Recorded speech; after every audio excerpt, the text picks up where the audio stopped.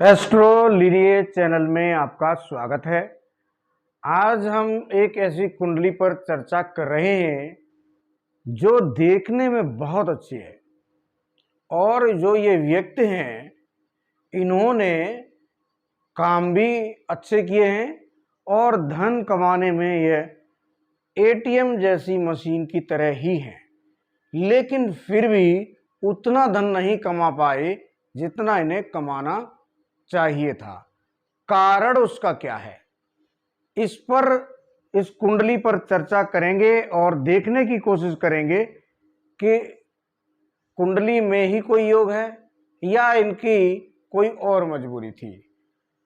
तो ये कुंडली जो आप देख रहे हैं वो मीन लग्न की है। अब मीन लग्न की कुंडली है, उसके स्वामी गुरु होते हैं और गुरु इस कुंडली में पंचम भाव में जो देख सकते हैं आप बैठे हैं उच्च के, यानी गुरु उच्च होकर अपनी ही लगन को देखेंगे तो फिर ऐसा व्यक्ति बहुत ही बेहतरीन टीचर होना चाहिए, बहुत ही बेहतरीन प्रोफेसर होना चाहिए, अधिकारी होना चाहिए, या जो भी करेगा उसको बहुत अच्छा कर्म करना चाहिए और शुभ कर्म करना चाहिए।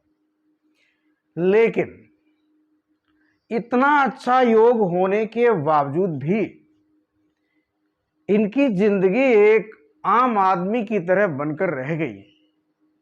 इनके पास दिमाग की कमी नहीं, पेशे से ये डॉक्टर हैं, लेकिन फिर भी इनकी डॉक्टरी को ये उतना नहीं चला पाए कि हॉस्पिटल बना लें। इतना जरूर है कि रोजी रोटी की कोई समस्या नहीं हुई और पब्लिक जिसको दवा दे दें वो ठीक हो जाते हैं। यानी कि इनके पास जो भगवान ने हुनर दिया था उसकी कमी नहीं थी, लेकिन ये अपने आप को फैला नहीं पाए, एक छोटी सी जगह में सिमट कर रह गए। उसके क्या कारण है? मैंने कहा है कि तब तक सफलता बड़ी नहीं मिलती जब तक राहु एक अच्छी पोजीशन ना दे। फैलाव जो देता है वो राहु ही देता है। अब इस कुंडली में दसम भाव पर आप देखें तो वहां राहु धनु राशि में बैठे हैं। अब धनु राशि में राहु क्या होते हैं? नीच कहे जाते हैं, यानी कि अपनी नीच अवस्था में। ऐसा नहीं है, मैं धनु राशि की भी कुंडली दिखाऊंगा जहां राहु बैठे हैं या केतु बैठे हैं और अच्छा फल दिया है। यहां प्रॉब्लम, गुरु भी अच्छी पोजीशन में आपको दिखाई देते हैं, लगन भी गुरु की है, फिर भी यहां राहु ने अच्छा फल नहीं दिया है।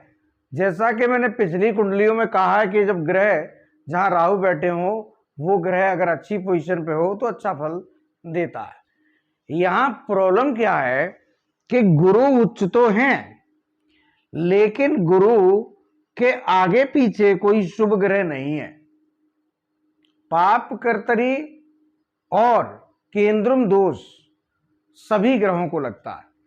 अब यहां पर गुरु केंद्रम दोष में है। एक बात, चंद्रमा को ज्यादा लगता है और ग्रहों को कुछ कम लगता है, लेकिन लगता सबको है।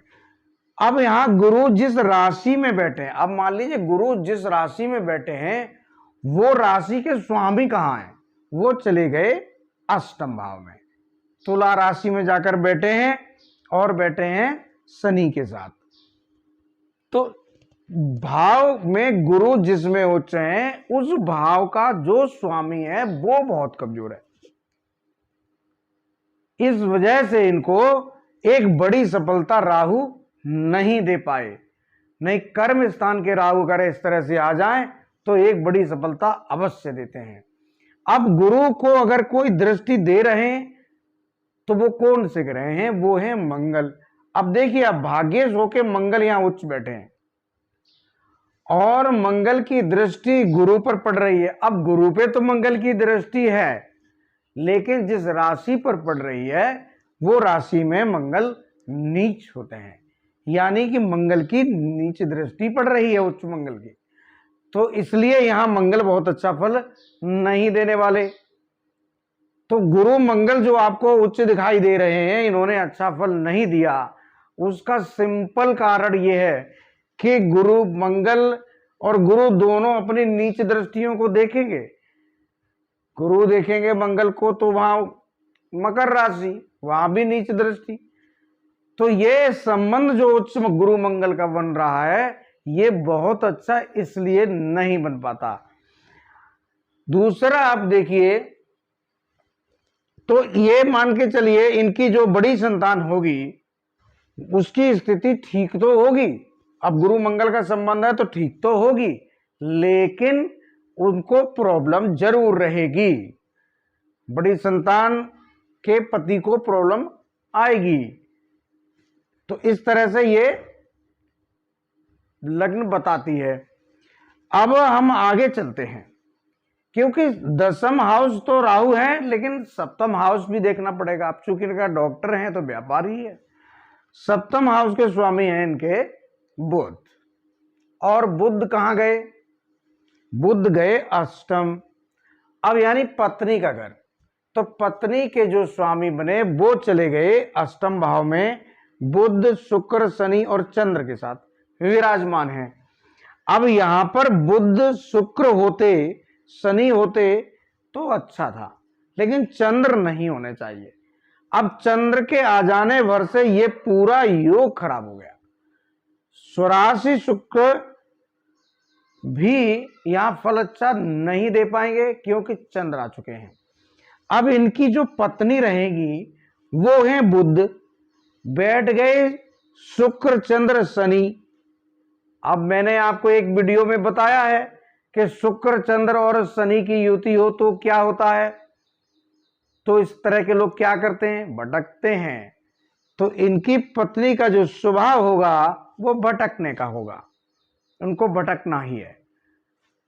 तो और यही कौन दूसरा भाव, ये भाव पत्नी का हो गया, तो पत्नी के आपने समझ लिया। इनके व्यापार का हो गया, तो व्यापार में भी ये भटकेंगे, क्योंकि दसम से दसम भाव होता है। तीसरा यहां से जब निकालेंगे तो इनका दूसरा पुत्र यानी दूसरा बेटा, चूंकि मैं व्यक्तिगत जानता हूं तो इसलिए यहां की जो संतान है वो ठीक है, लेकिन यहां का संतान है वो दूसरा इनका बेटा है। और पत्नी और बेटा दोनों ही कहां हैं? अष्टम भाव में। दोनों के साथ भटकने का योग है, यानी इनका बेटा भी भटकेगा और इनकी पत्नी भी भटकेगी। तो जब बेटा भटकेगा और पत्नी भटकेगी तो इनकी बर्बादी कौन करेगा? इनकी बर्बादी कौन करेगा? बेटा और पत्नी। तो इनकी जो बर्बादी हुई है इनके बेटे और पत्नी ने ही की। इनका बेटा जो था वो 3-3 शादियां किया और पता नहीं क्या क्या। पत्नी ने भी जितना पैसा आया उड़ाया, मजा लिया। तो इस व्यक्ति ने जो भी धन कमाया वो देखिए, धनेश उच्च होके बैठे मंगल तो धन मंगल देंगे, इसमें दो राहें नहीं है। और मंगल बैठे हैं, उसके राशि शनि अष्टम है, तो ये डॉक्टर से, अष्टम भाव डॉक्टर से पैसा कमाने का है, तो वो इनको लाभ जरूर होता है। लेकिन बर्बाद कौन कर देता है? सप्तम हाउस। सप्तम हाउस पूरी तरह उसको नष्ट कर देता है। जो भी ये कमाएंगे नष्ट। दूसरा का किसका है? ये कोर्ट कचहरी का भी है। जेल कोर्ट कचहरी इन सब चीजों का भी अष्टम भाव ही है, और आपका द्वादश भाव है। तो द्वादश भाव के शनि विराजमान है उच्च के होकर। कहां विराजमान है? अष्टम में। ऐसे शनि हाई कोर्ट पहुंचा देते हैं। या तो आप जज बन जाएं, नहीं बन पाए तो हाई कोर्ट में एंट्री करा देंगे दूसरे कारणों से। तो ये भी हुआ इनके साथ। सारा जो कुछ होना चाहिए वो भी सब कुछ हुआ। तो ये सारा क्यों हो रहा है?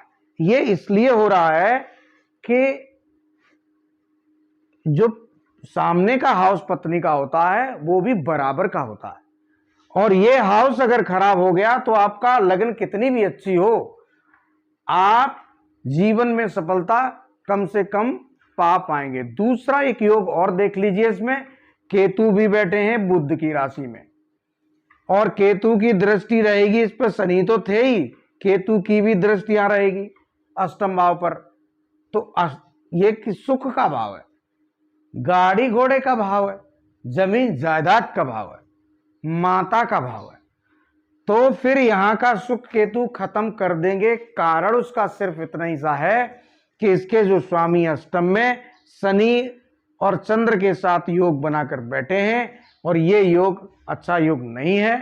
सिर्फ इसी योग के कारण से इनकी जमीन से संबंधित भी, सुख से संबंधित, गाड़ी घोड़े से संबंधित भी खराब फल मिलने निश्चित हैं। तो आप लोगों ने इस कुंडली को समझ लिया होगा, और अगर ऐसा आपकी कुंडली में है तो उसका उपाय जरूर करें। नहीं तो आपकी अच्छी लग्न होने के बावजूद भी, जैसे कि इनकी उच्च थी, गुरु उच्च थे, देखते ही बहुत अच्छा लगेगा, फिर भी इन्होंने एक सीमित सफलता ही मिली। ऐसे व्यक्ति ने पैसा कमाना कभी बंद नहीं किया, लेकिन पैसे का सुख भी भोग नहीं पाया। आप लोग चैनल को लाइक करें, सब्सक्राइब करें। धन्यवाद।